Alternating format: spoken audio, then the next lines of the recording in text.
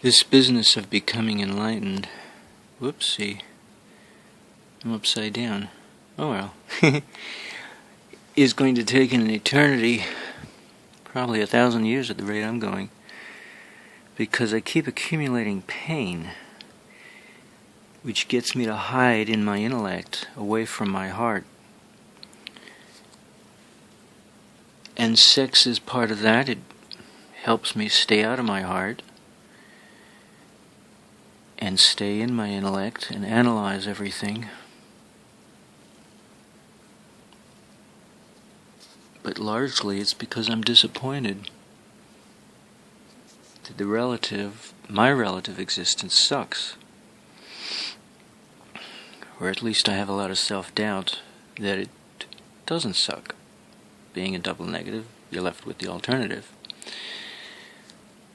But that realization came upon awakening, and then the thought came not to live in the past,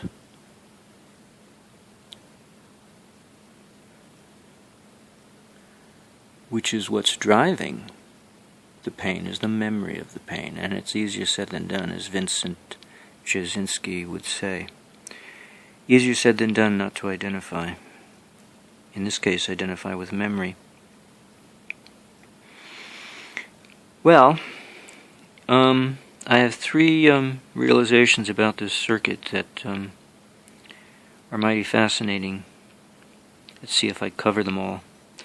One has to do with combining AC and DC in its implementation, because if I acknowledge there are two separate input sources of energy that drives this circuit, they don't both have to be the same. One could be AC and the other can be DC.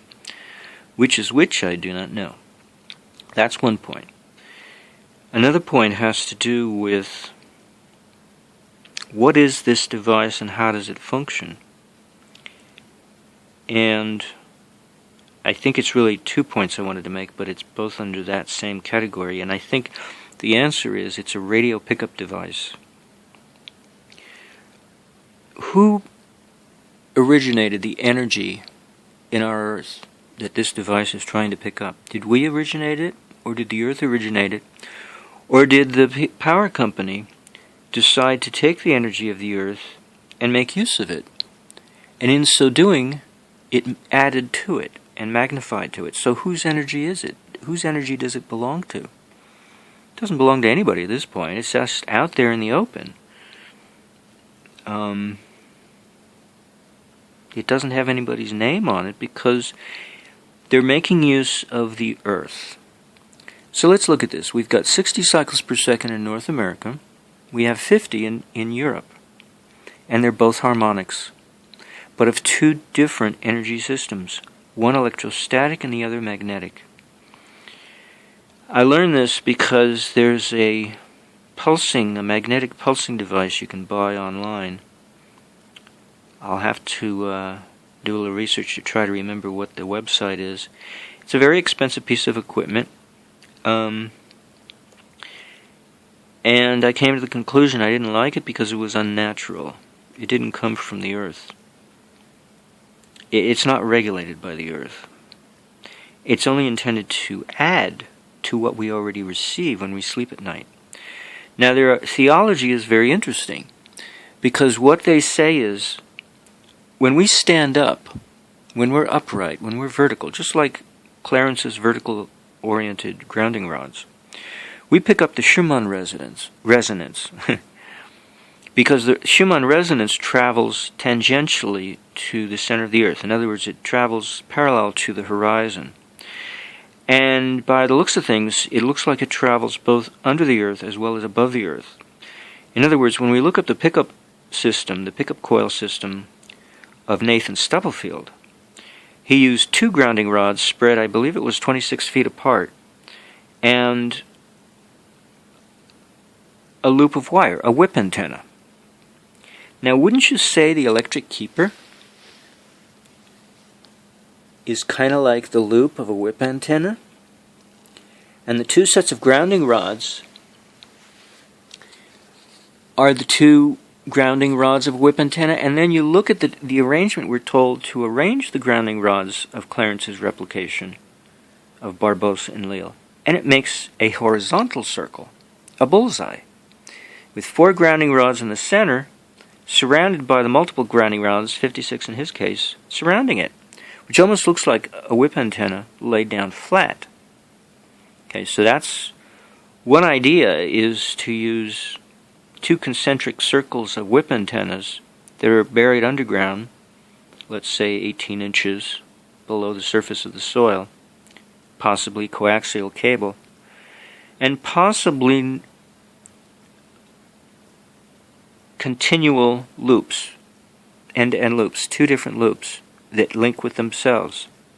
One in the center and one is the outer one, and each one is its own set of so-called grounding rods. Because I think the grounding rods being pointed downwards using a tipped point of a grounding rod, they're pointing to the bedrock is what they're pointing at. Because it's the bedrock that ultimately you would want to connect to. That's what Wardenclyffe Tower was connected to. All of the rods were subterranean in the bedrock, because the bedrock transports the energy that we want much more efficiently than does soil or ocean water, because those mediums are conductive of electricity, but it's not electricity we're looking for, is it? It's that other energy that is non-conductive, but that likes to travel through insulators, not through conductors. You know, the radiant energy that Tesla worked with. But now you look at the vertical grounding rods of Nathan Stubblefield and a whip antenna, and even the vertical grounding rods of Clarence, and it looks like the 2 sides of a coil. It's been hacked apart so that you're only left with the vertical aspect, because what do you have in a coil? You have capacitance between each winding. And if you isolate that capacitance in the form of multiple grounding rods connected in series, such as Clarence has done, you've got yourself capacitance. You've got yourself an electrostatic pickup. So although they're pointed downwards towards the bedrock, they're actually intended to pick up a wave, a spiral wave that's spiraling just under the surface of the Earth, whose amplitude or diameter of the spiral is 8 feet, and whose wavelength is the spacing between the grounding rods 3 feet, which would make it 300 megahertz, more or less. Now, I haven't done the math yet, but my guess is that's a harmonic of 60 cycles. 60, slightly over 60 cycles, because slightly more than 60 cycles, around 61 or 62, I believe it is, 62, 61.8, I can't remember the exact frequency, is a harmonic of the Schumann resonance. But that's electrostatic, traveling tangential to the center of the Earth, parallel to the horizon. There's another frequency, and it's not electrostatic, it's magnetic. And it comes up from the center of the Earth and travels outward, and that's why we lay down in a horizontal position to sleep. It's hardwired into our physiology, into our neurology, to sleep in the horizontal position, not standing up. Because we're not trying to pick up the electrostatic charge that activates us, that motivates us into activity in the day phase of our existence, but we're trying to pick up the other wave that travels out into space directly from the center of the Earth by putting ourselves at a perpendicular to that wave by laying down into the horizontal position. And that wave is 10 cycles per second, and that's what this company had discerned, that it helps the mitochondria recover from stress. So 10 cycles per second, the harmonic of that is 50, one of them is 50 cycles per second. That's the European model. Okay? We use 60, which is slightly less than the harmonic of the Schumann resonance. So we've got 2 different fields, the electrostatic and the magnetic, at right angles to each other. Classic EMF field, but only focusing on one or the other of those two perpendicular fields, either the electrostatic in North America or the magnetic in Europe. And we're dealing with harmonics in both cases, not the exact frequency of 10 cycles per second of a magnetic field traveling straight out into space from the center of the Earth versus 7.8 cycles per second for the harmonic for the Schumann resonance that travels in parallel to the horizon. So when you do a whip antenna, you're trying to pick up waves traveling horizontally, both underneath the surface, just under the surface, as well as just above the surface, because you've got the loop of the whip antenna above ground, and you've got the two vertical grounding rods separated a certain distance below ground. That's the Schumann resonance you're trying to pick up. So it seems to me that Clarence is stealing power. But whose power is it? We don't know. We elected to make our energy resonate with the harmonic of the Schumann resonance, which means we would have to make our grounding rods vertical. There's no other way to do it in North America, at any rate. Maybe they do it this way in South America. I don't know what the frequency is down in South America, but it'd be a good idea to find out if it concurs with but see, does it concur? At any rate, that's my theory. Now, it's interesting. I went on the line to look up something, and because I wanted to do a conversion, I wanted to find out what is the 3-foot spacing of grounding rods. Well, it turns out to be 300 megahertz is what it is. Is 300 megahertz I don't know, is it a harmonic of 60 cycles per second, or 3.784 or whatever the Schumann resonance is? I don't know. I haven't gone that far in this dialogue with myself. So, if we dispense with the grounding rod system is a dual functionality.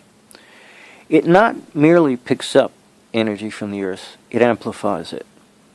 So if we're not going to have so many, we have to do the amplification of grounding rods. We have to do the amplification within the circuit itself, and that's, I think, what these capacitors are designed to do. But you still have to pick it up, and you still have to have the right geometry. So if you figure out what is, you do a square area, a two-dimensional array on paper of what the grounding rods are of Clarence's setup. Let's be liberal about this, and let's say it's 120 grounding rods versus the 4 in the center. What would be the spread? And what kind of field antenna? Because that's what we're creating with grounding rods, not just amplification, but pickup. And a pickup is a field antenna, which normally we think of as being horizontal. But of course we don't want to pick up that wave coming from the center of the Earth unless we're trying to power our system at 50 cycles per second. Then we'd want to lay down a grid work horizontally. But we're amplifying the Earth's two different frequencies, the magnetic versus the electrostatic. For the most part, in North America, we're amplifying the electrostatic component. So why would we want to go to 50 cycles per second? There is more energy in the 60 cycles per second. Because we're putting it there. We're putting ours there to add to that of the Earth. And I bet you we'd split the Earth if we went only one way and not the other. If we had, the whole planet now, we go, stop this nonsense, Europeans. Don't use 50 cycles per second. Use 60. Because actually we need both to maintain balance.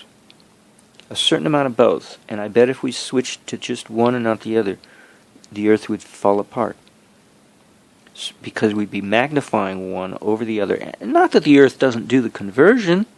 and convert some of the excess of one back into the other, but it's a strain. You wouldn't want to strain the earth. You want balance. So I think we would, Europeans have to stay with their system and we stay with ours. And there's nothing wrong with them doing it their way. Okay. What else?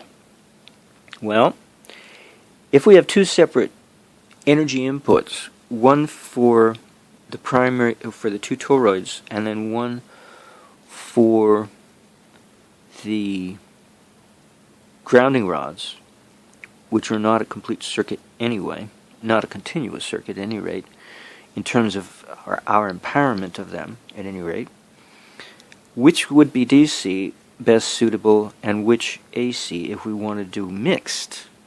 Because we're told we can do either DC or AC, but I'm thinking, well, what about both? Would it be more efficient? Because it's all about efficiency, right? The more efficiency we have, the less extreme lengths we have to go to any part of the system to make up the difference. And 60 grounding rods is a bit extreme, right? You would think. Maybe not. But are there other areas we've overlooked? Possibly. And it might be that we're trying to use a total system, either AC alone, instead of, let's say, a mix. So what would be better? AC is a kind of pounding, in a sense. Or no, it's a kind of bending. You bend something one way, you bend it the other way, and it breaks. And as we know in Police Academy, when they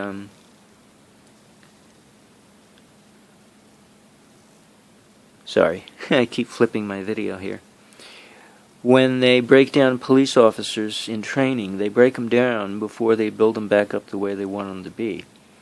And that's kind of like what AC does. You're flexing something back and forth to break it down to make it the way you want it to be. So in a mix, what would you prefer be the breakdown and which be the support? Well, DC, I think, is better for the sake of the Earth because you're less trying to monkey with what's in the Earth. I mean, the Earth has its cycles, and if all you do is apply DC, then you're not trying to change those cycles because you're not trying to apply any cycles of your own. So my guess is that the toroids and the electric keeper be run in AC mode, while the other circuit of plug number 1 on the schematic of Clarence's replication, supplying the grounding rods with voltage, not current, that be DC. That's my guess. Because all of the AC is contained within the circuitry and only indirectly applied to the Earth via this short here.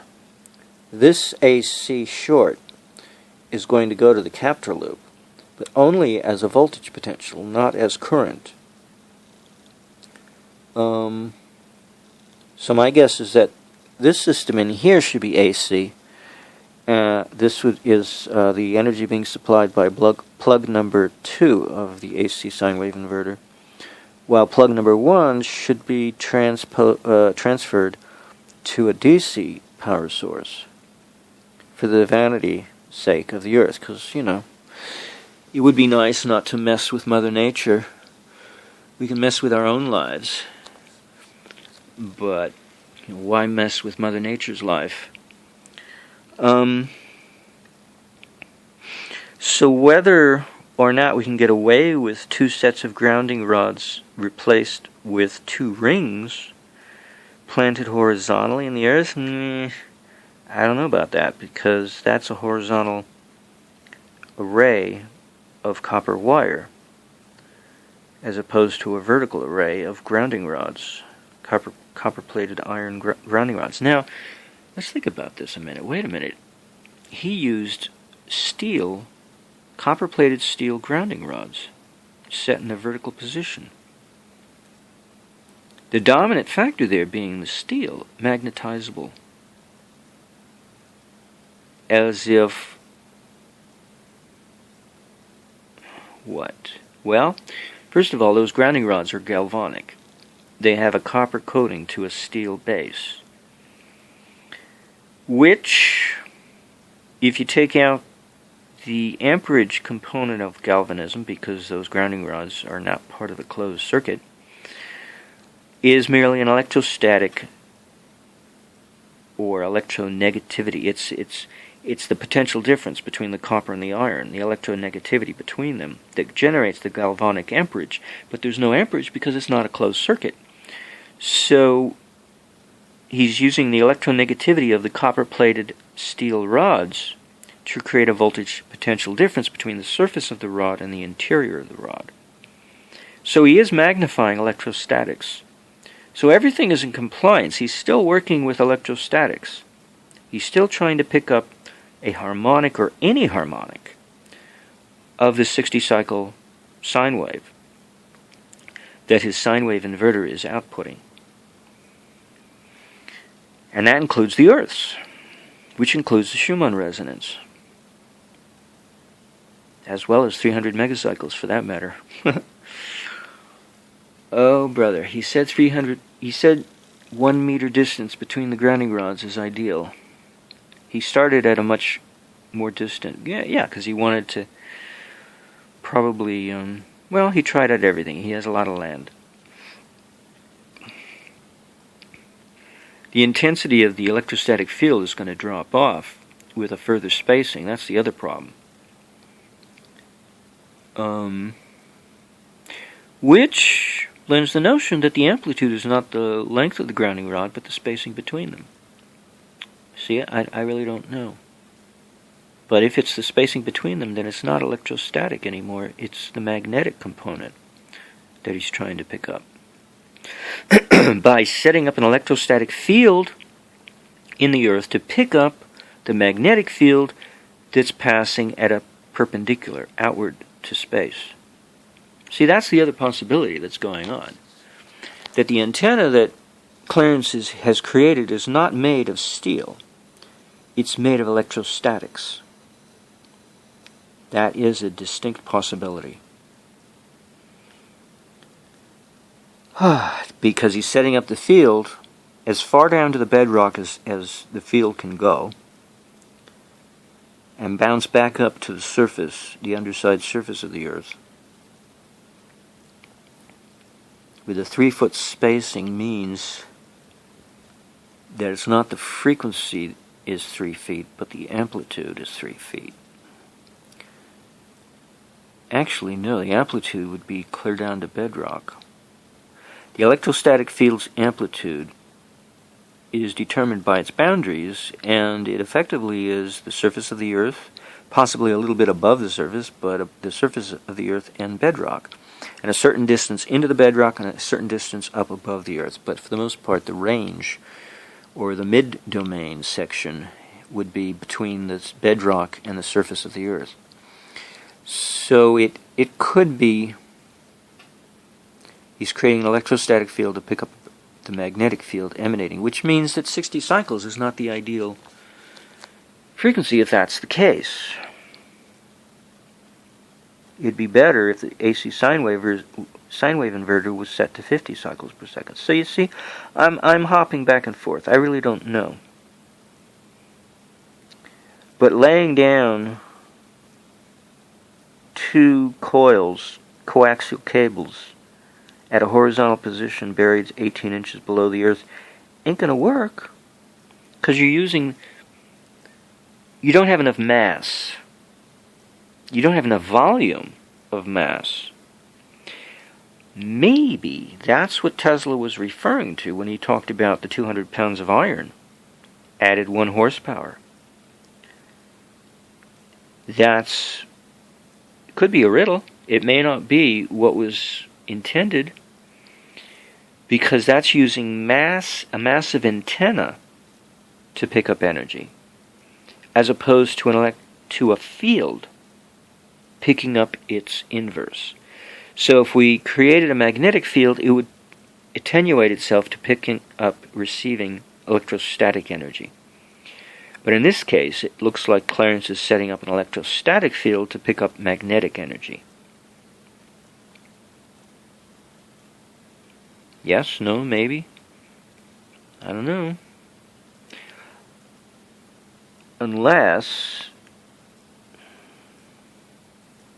the orientation of the grounding rods not only shoots the electrostatic potential that the circuit is creating downwards to the boundary at the bedrock, but unless it's meant to pick up only the electrostatic field permeating the earth and not the magnetic, because it's geared to 60 cycles. See, that's the part that's nagging me.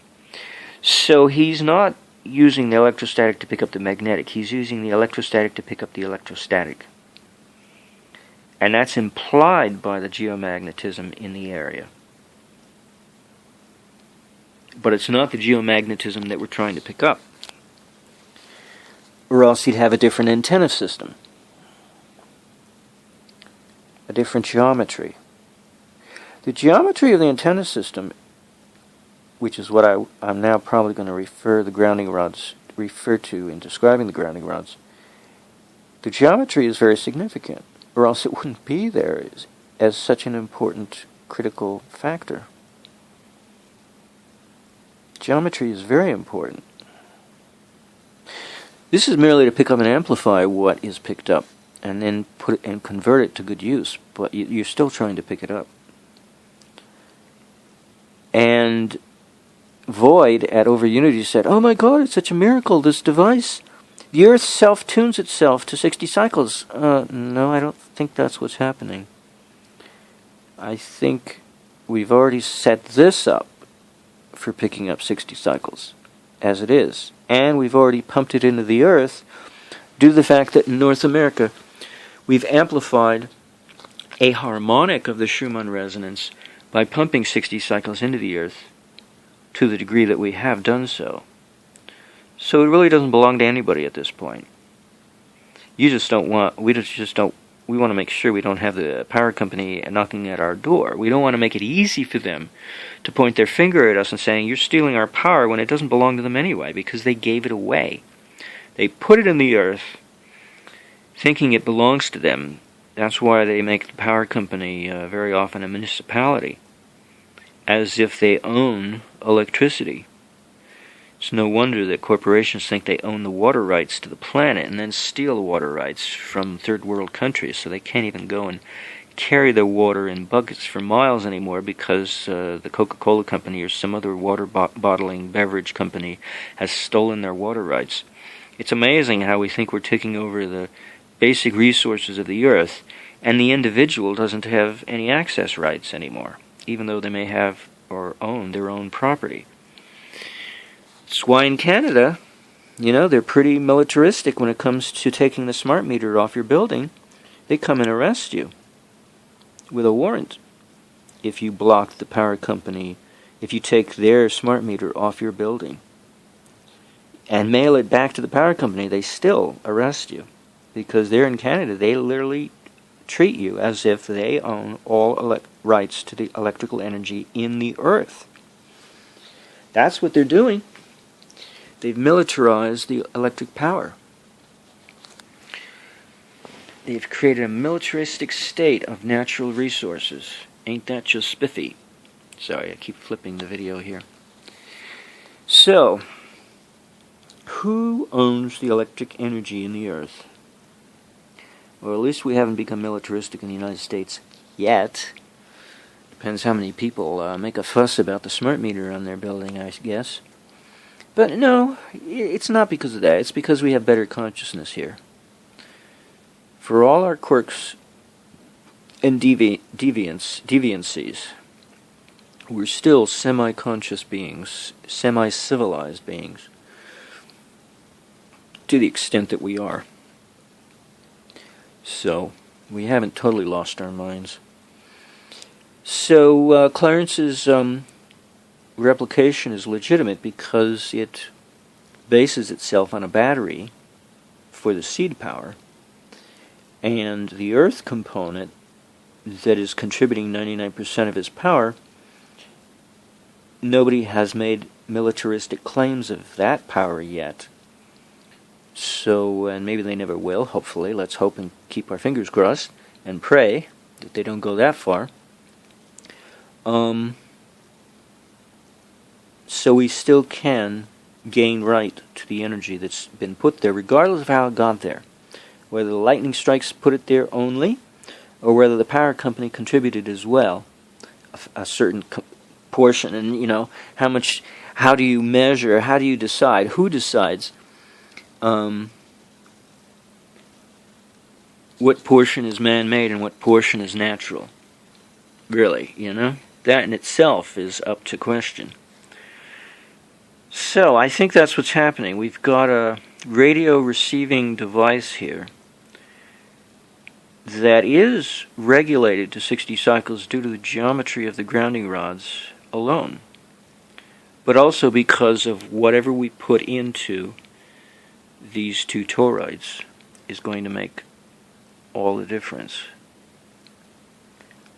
But I guess making both AC helps, because if we use plug number 1 connected to the AC as well as plug number 2, in other words, the grounding rods functioning on 60 cycles per second as well as these two toroids, that means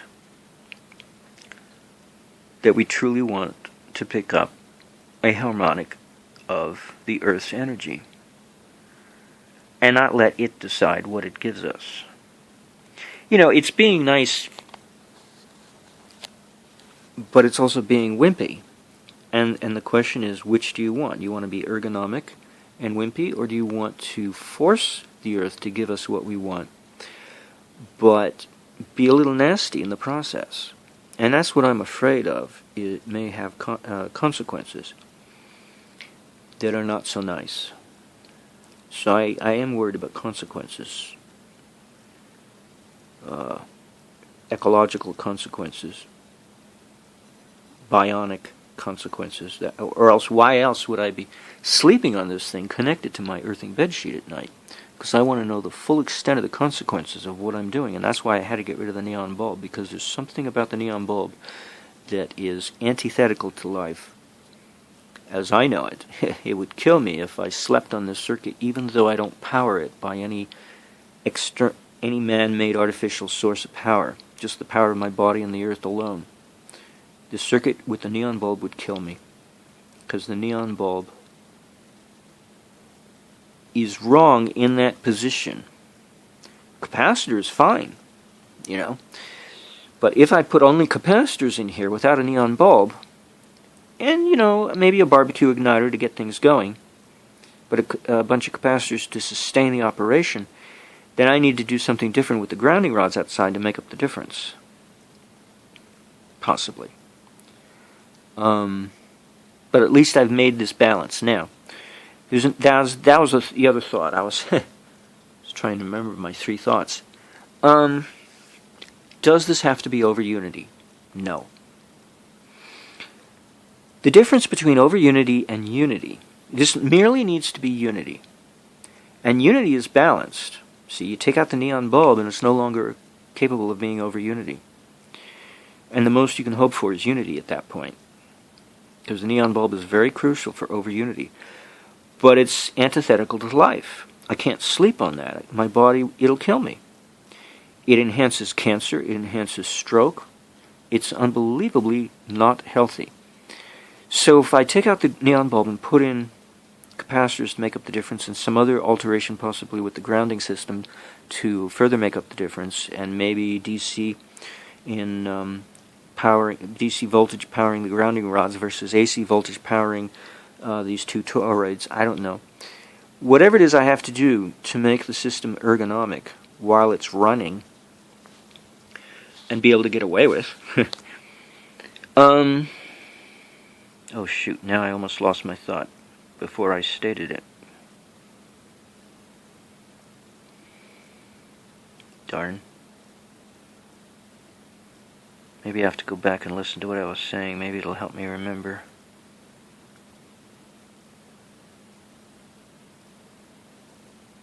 Oh, now I remember. It's all about acceleration. being an owner of an electric car, having driven it around, and then reading what people have to say about it when they want to critically review it in comparison to what we take for granted. We're accustomed to the use of internal combustion engines, gasoline-fueled engines. They have a lot of acceleration as well as torque. And we're accustomed to acceleration. We want to be able to, there's a section of freeway between downtown Los Angeles and Pasadena, which is very ancient. It's been there for nearly 100 years. And the entrance and the exit to that freeway section is so short, it's hard to call it a freeway entrance or a freeway exit. I prefer to call it a driveway. They're so short. And you're sitting there and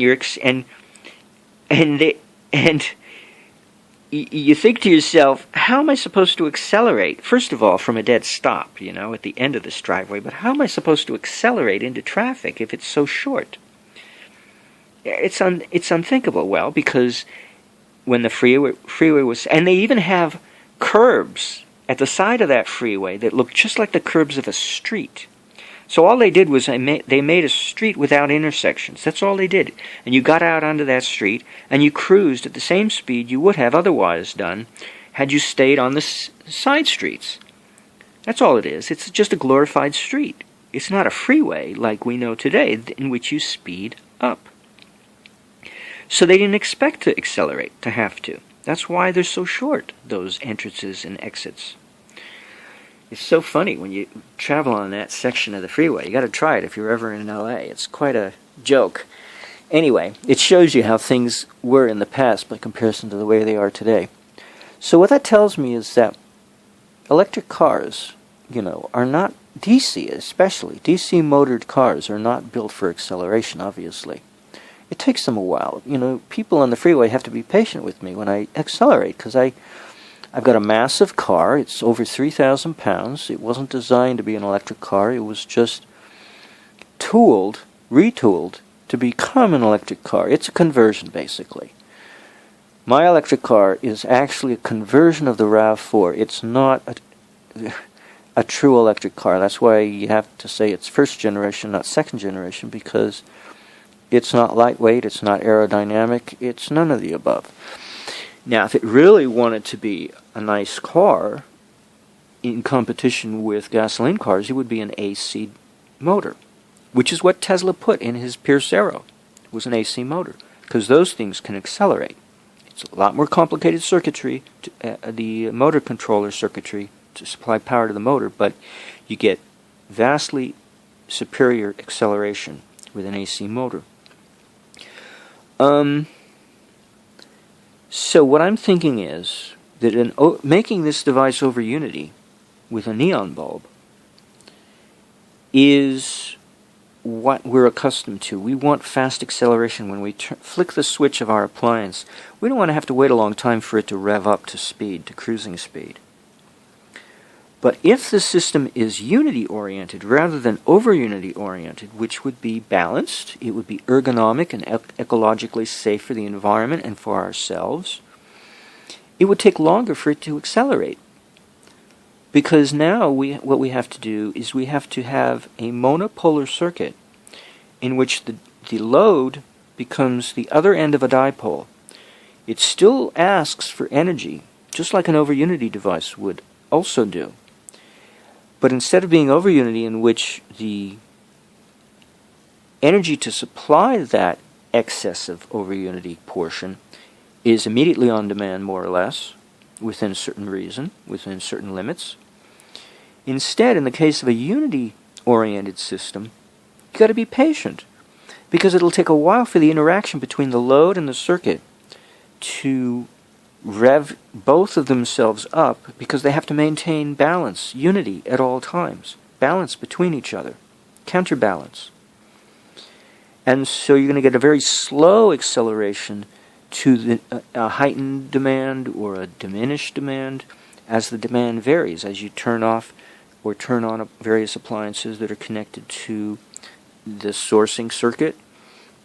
Or maybe you've got a compressor motor or something running, the refrigerator, it changes speed. Whatever changes the demand the circuit is going to be less likely to respond to immediately if it's a unity-oriented circuit, but at least it'll be ergonomic. So that's the caveat to unity. But the caveat to over-unity is that I can now guarantee you that over-unity is bad for the Earth and bad for people who are sensitive to electropollution. Me, for instance. But people of robust health couldn't give a shit, because it won't affect them one way or another. And so why not go for the gusto instead of wimpy along with a unity-oriented device? You know, why bother? I can see the reasoning. It's vastly different because of a different psychology, a different physiology to produce a different psychology. Hey, when you're born a certain way, you get used to it. And you get used to it. And then if you have a major life event happen, like antifreeze poisoning, you got to live with that too. It's quite a disability. Be that as it may, regardless of my 3 different disabilities, parasites, antifreeze, and gestation among starving alcoholics before birth, I'm not over-unity oriented. I wouldn't dream of it. So I'll never be wealthy, right? I'll never have an excess of wealth. But unity is balance. Unity means we balance our books, we balance our budget, we make sure our outflow of capital matches our inflow of, or our outflow of demand for capital matches our inflow of supply. And that's unity, that's balance. That's okay. It just means you can't make changes overnight. Wealthy people could make changes overnight because they have an excess of money. But when your income has to match your outcome, you don't get to make changes overnight. It only comes gradually. But it's not poor, it's not poverty, but it's just breaking even, and it's healthy for the Earth and healthy for oneself because changes are gradual rather than sudden. So, as I started this video with a precognition, or I should say somebody was sharing with me their precognition, let's put it that way, of the outcome of my pursuit of enlightenment is going to be a long-standing affair, yeah. Because I'm born with a weak physiology, so I'm not going to become enlightened overnight because I'm not going to like it. I'm not going to like sudden changes. There you go. I hesitate to change and develop so suddenly. So instead it's going to be very gradual, in a balanced way. And thus, when I look at the grace that Gurudev has bequeathed us in the TM movement through his disciple Maharishi, it is such a grace that people can be crazy and become enlightened, because Gurudev created so much over-unity of pure consciousness that you don't have to be sane to become enlightened. In the TM movement, you can be insane and get away with becoming enlightened. And I told this to somebody and she scowled. But hey, I don't make up lies just for the hell of it. I speak the truth as I see it. They're extremely, they're truths that are extremely not popular. But that's why I speak them, and that's why I seek them out, because I want to know what is not generally known, and make it better well known, to improve our awareness of life as we know it. So of course I'm going to say things that are a little weird, and once in a while I get it right. And I think I got it right on the TM movement. It's filled with a lot of crazy enlightened saints at this point. There are several people who are enlightened in the TM movement, and just about every single one of them is nuts. Except me, because I'm fastidiously avoiding enlightenment, even though I could have become enlightened 40 years ago, 4 decades ago, at the age of 19, but I didn't want it. I didn't want it. I had my doubts.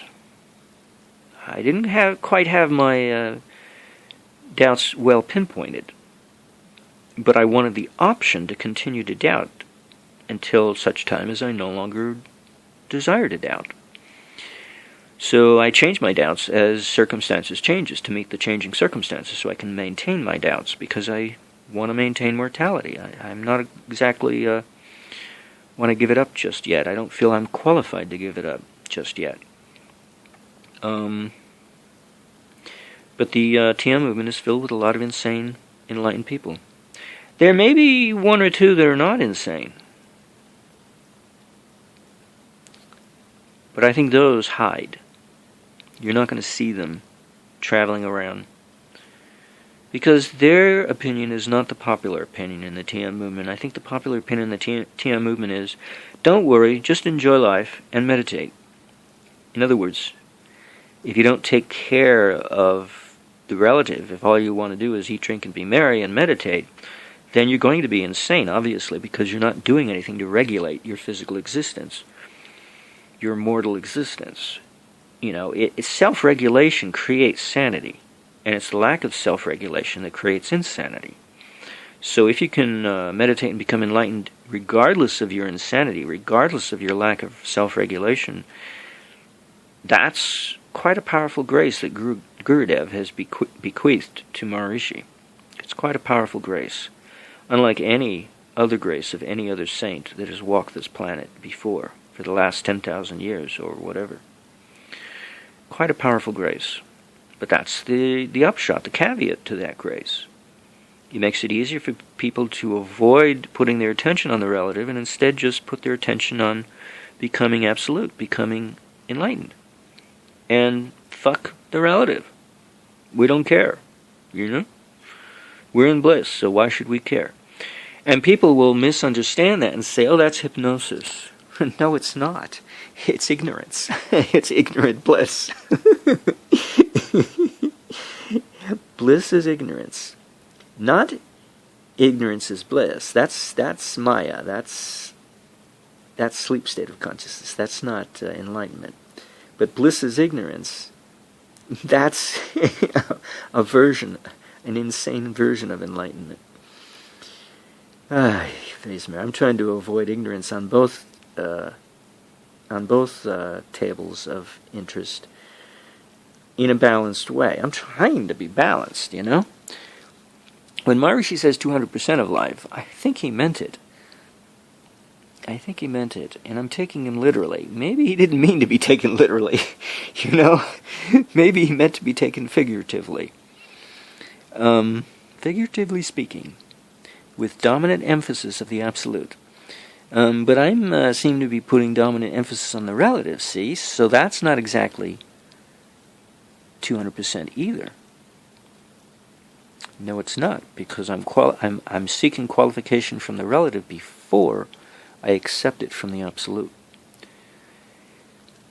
You see how my life has got both areas of concern to me, that I can't really stay away from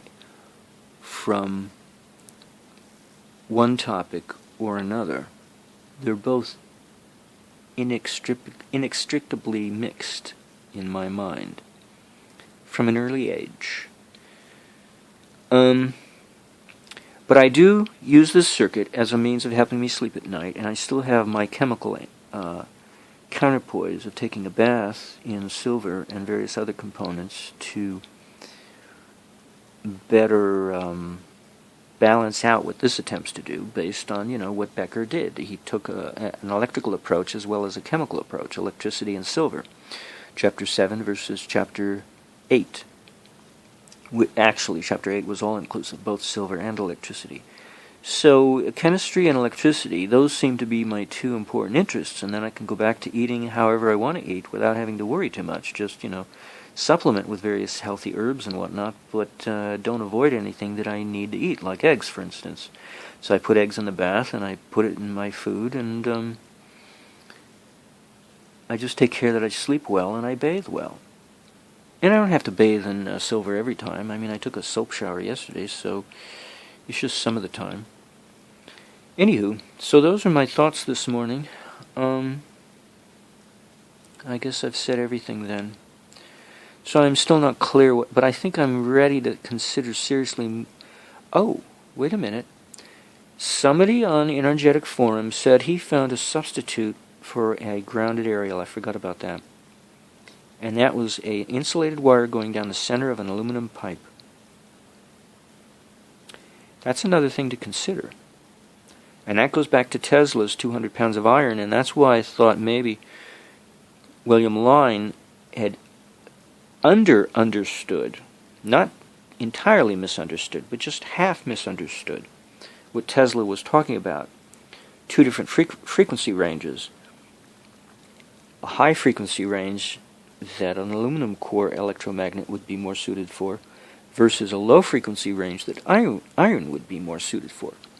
Well, over here I've got some sections of iron pipe, and I could use them and put a wire down the middle as my so-called grounding rod to see if they will qualify as a grounded aerial. Now, a whip antenna, this electric keeper, would qualify as the whip, while the grounding rods would qualify as the grounding rods of a whip antenna. So, it's possible that putting a wire down the center of a pipe might work, especially if the pipe were massive, but made out of some kind of metal. And are we looking at 300 megahertz, or are we looking at 60 cycles? Which is it? Should it be aluminum pipe or a metal pipe? Or both. Maybe alternating layers. No, my feeling is not. So I'm gonna go with this galvanized iron pipe and see how that works. And I bought different lengths, so I can actually put one inside the other to improve the mass. And whether or not they have to be linked together, I don't know. The other thing is that rather than using air to go inside that pipe, I have magnetite sand, high grade in storage. I could use instead of quartz sand and instead of air to fill this gap between the insulated wire that goes down the center of the pipe and the pipe itself. Or I could put quartz down the center and magnetite sand in between each sheath. So if I use multiple sheaths, and if the granules of sand are not too large, that they could fit in between the concentric sheaths of iron pipe, I could use magnetite sand to link the pipes together, loosely coupled together, but then separate them from the wire going down the center using quartz sand down the center of the innermost sheath of iron pipe. That's what my logic would tell me would be the way to do that, rather than use, strictly speaking, just air alone. Because if I have multiple pipes to sheath, short sections of pipe to sheath one inside the other, I might as well use them. And then that brings up the topic, well, how do you couple the pipes together? Do you use a piece of wire, or do I use magnetite sand? And I think I would use magnetite sand, which then begs the question, do I want to use quartz sand down the centermost pipe, the interior of the centermost pipe?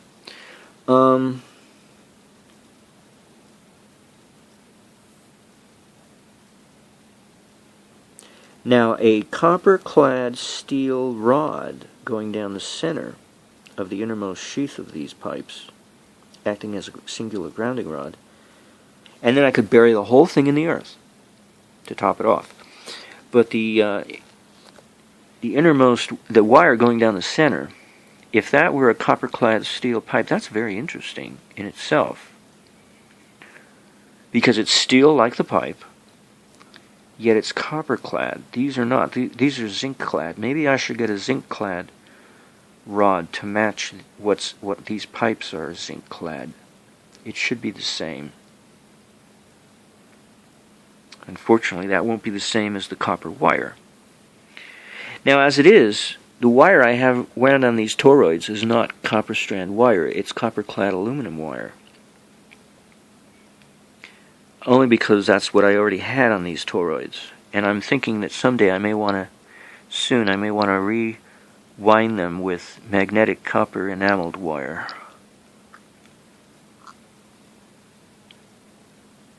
But the toroid themselves is not zinc plated.